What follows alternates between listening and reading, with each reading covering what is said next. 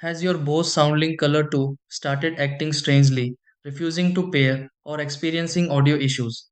Over time, saved Bluetooth connections and temporary software glitches can cause unexpected behavior. Fortunately, performing a factory reset can often restore the speaker to its original settings and eliminate many common problems. In many situations, a factory reset on the BOSE SoundLink Color 2 is a quick way to refresh the system without needing repairs.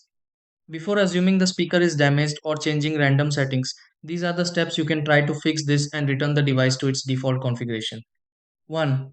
Turn on the BOSE SoundLink Color 2 and make sure it has sufficient battery power. 2. Press and hold the appropriate button combination used for initiating a factory reset. 3. Continue holding the controls until you hear a tone or see the indicator lights react. 4. Allow the speaker to restart and clear its stored Bluetooth connections. 5.